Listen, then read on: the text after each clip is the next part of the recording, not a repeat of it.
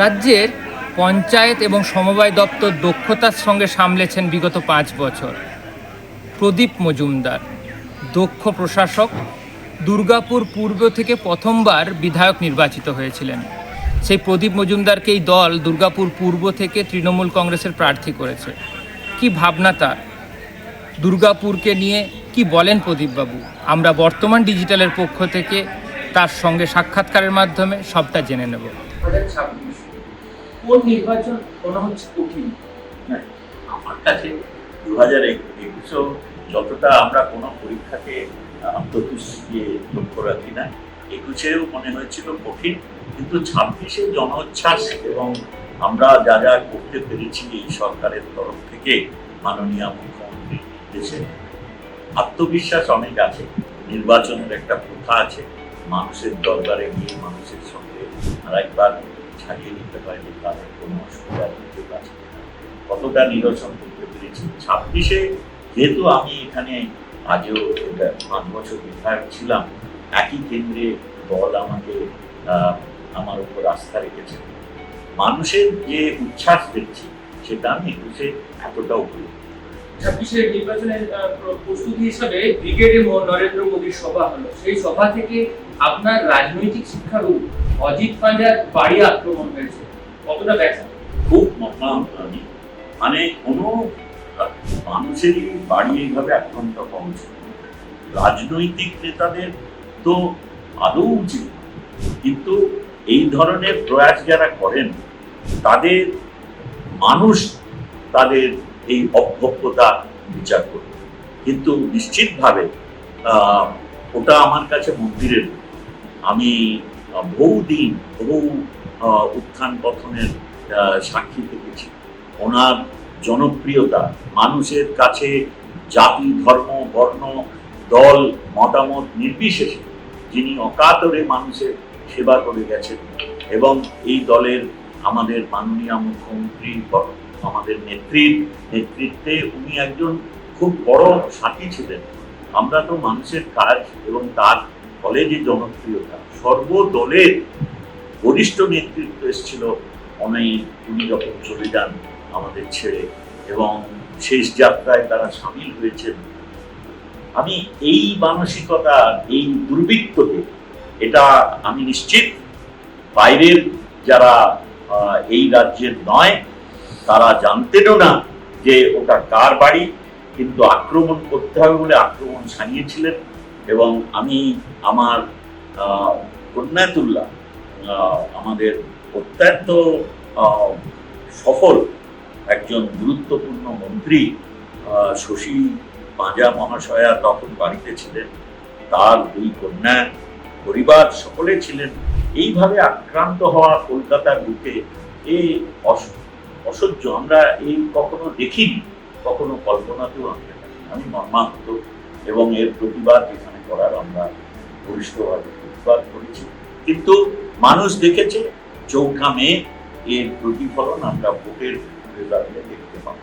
26-এর বিধানসভা নির্বাচনে বিজেপি প্রচার করছে যে বাড়ি বাড়িতে গিয়ে তারা বাড়ি দেবে, বাড়ি করার জন্য 3 লক্ষ টাকা দেবে। আপনি রাজ্যের পঞ্চায়েত মন্ত্রী ছিলেন, আবাস যোজনা নিয়ে বঞ্চনা নিয়ে বারবার সরব হয়েছে, এই বিষয়টা কিভাবে দেখেন? না, কি আর বলবো, উনি তো তখন ইন্দিরা গান্ধী আবাস যোজনার নাম পরিবর্তন করলেন প্রধানমন্ত্রী আবাস যোজনা, তখন বলেছিলেন 2022 সালের 15ই আগস্টের আগে ভারতবাসী সকলের মাথায় পাকা ছাদ দেবেন, সেখানে জল থাকবে, বিদ্যুৎ থাকবে, গ্যাসের চুলো থাকবে, তার শৌচালয়, যাতে 15ই আগস্ট যখন 75 বছর পূর্তি হবে 2022 সালে, সব ভারতবাসী খুব চাপে ওনার মতন বলবেন আমরা গর্বিত ভারতবাসী।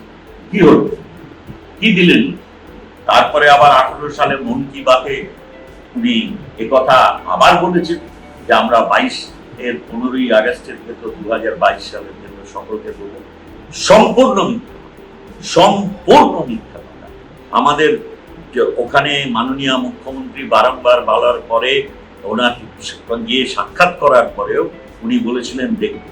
তারপরে মাননীয় মুখ্যমন্ত্রীর নির্দেশে আমি নিজে আমাদের বরিষ্ঠ আধিকারিকদের নিয়ে আমি তদান্তে গ্রামোন্নয়ন মন্ত্রীর সঙ্গে সাক্ষাৎ নভেম্বর মাসে 2022 সালে।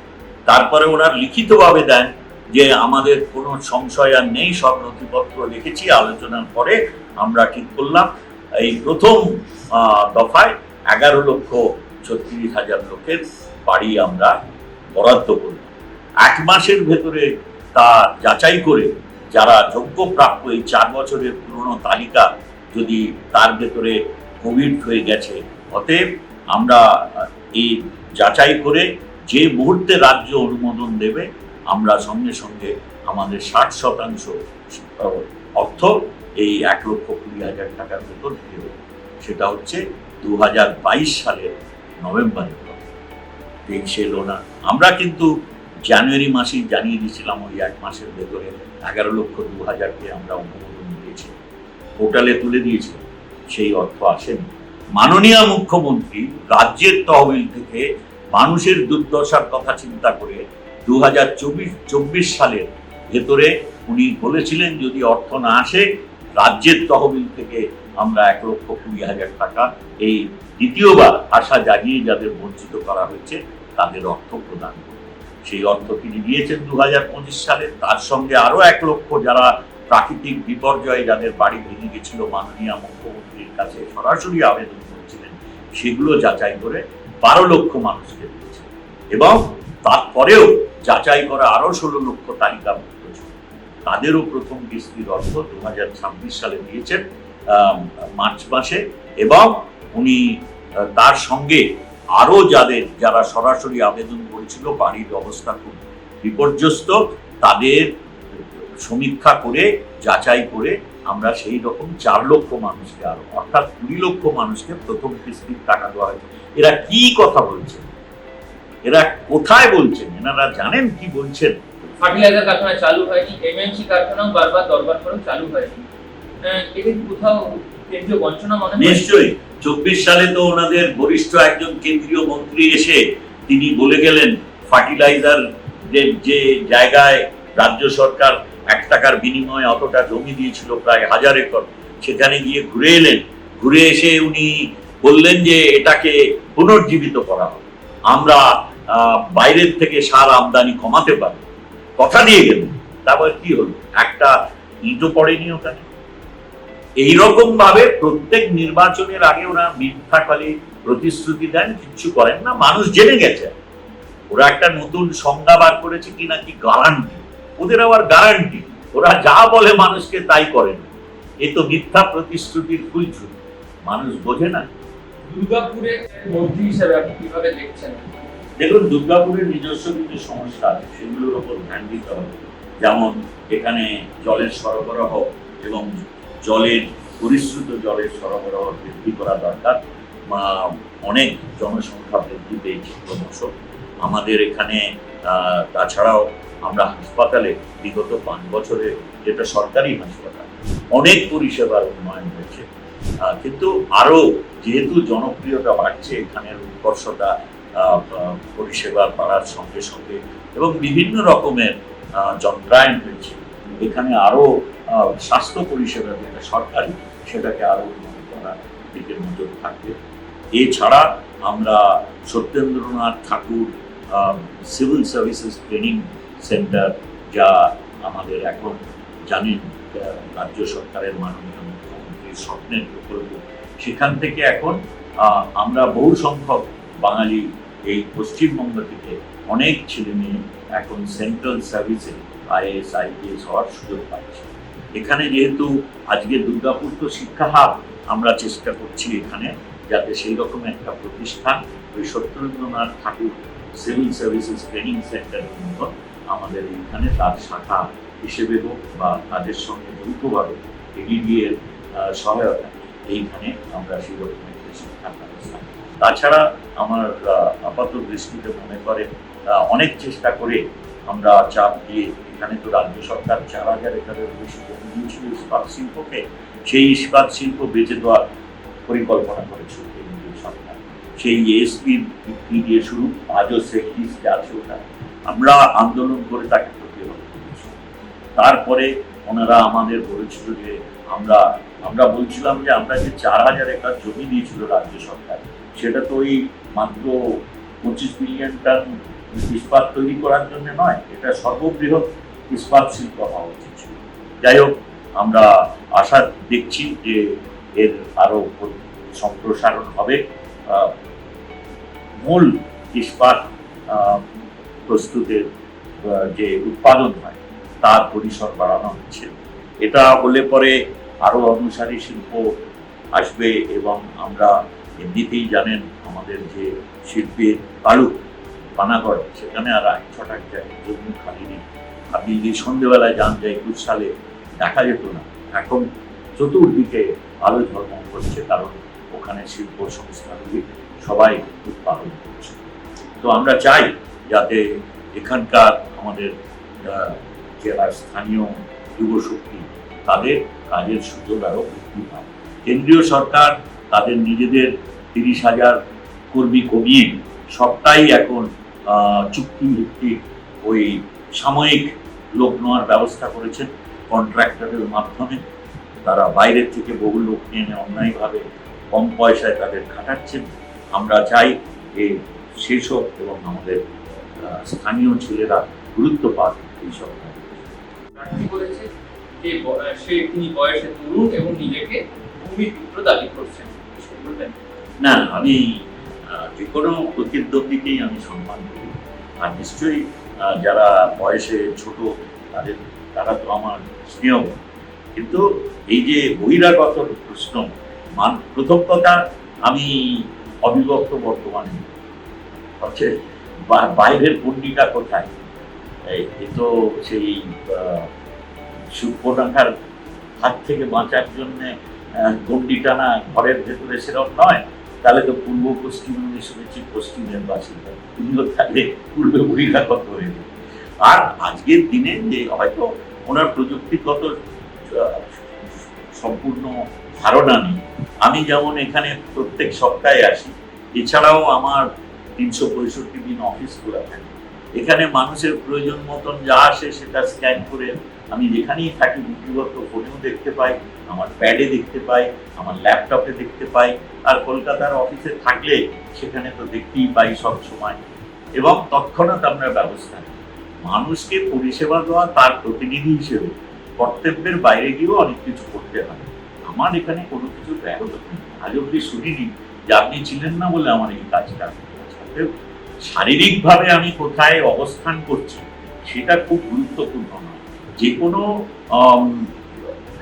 যারা কম্পিটেন্ট রাজনীতিবিদ, যারা এমএলএ হন বা এমপি হন, তাদের ওপরে দল তো আরো বেশি গুরুদায়িত্ব দেয়। যে গুরুদায়িত্ব দেবেন, আপনার বেশিরভাগ মন্ত্রিসভার সদস্যদের অফিস হচ্ছে, তো আপনার তো সেই কাজও করতে হবে।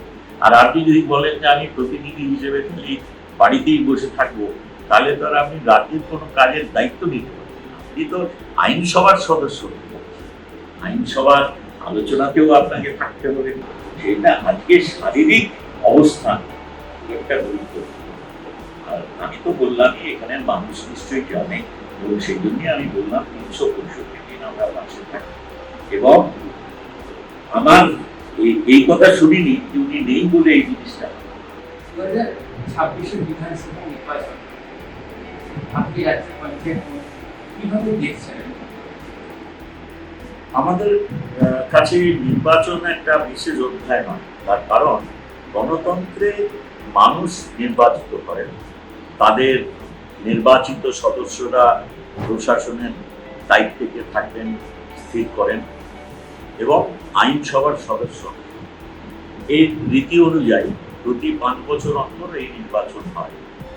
তো নির্বাচনের একটা অধ্যায় আছে, কিন্তু আমরা যেহেতু 365 দিন আমাদের নেত্রীর নির্দেশে মানুষের পাশে থাকি, সেই জন্যে নির্বাচনের প্রাক্কালে যাদের হঠাৎ হুড়োহুড়ি পড়ে জনসংযোগ করে নানা রকম কথা বলার, আমরা ঠিক সেই পর্যায়ে পড়ি না। এবং যেহেতু আমরা এখানে রাজ্যের প্রশাসনের দায়িত্ব আমাদের দলের, এবং আমাদের মুখ্যমন্ত্রী হচ্ছেন আমাদের সব থেকে উচ্চ নেত্রী, তিনি তো আজকে 3 বার মুখ্যমন্ত্রী হয়ে দেশে রাজ্যে বিভিন্ন রকম জনমুখী প্রকল্পের সূচনা করে তাকে সম্পূর্ণ রূপায়িত করে আজকে মাননীয় আসনে আসীন হয়েছে পশ্চিমবঙ্গ। সেই মমতাময়ী মা মমতা বন্দ্যোপাধ্যায় যেসব প্রকল্প, সেগুলো আমাদের যারা সহকর্মী এবং আমি নিজেও, আমরা খালি সচেষ্ট হই সেগুলো যাতে রূপায়িত হবে সঠিকভাবে, যাতে উপকার পাওয়া যায় উচিত, তারা যেন সকলে পান।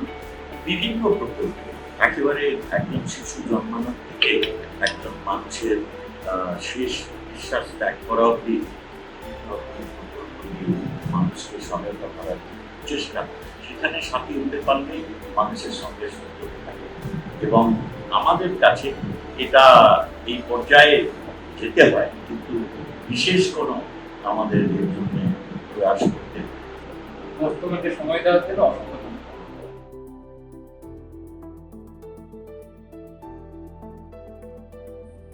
ফলো করুন বর্তমান।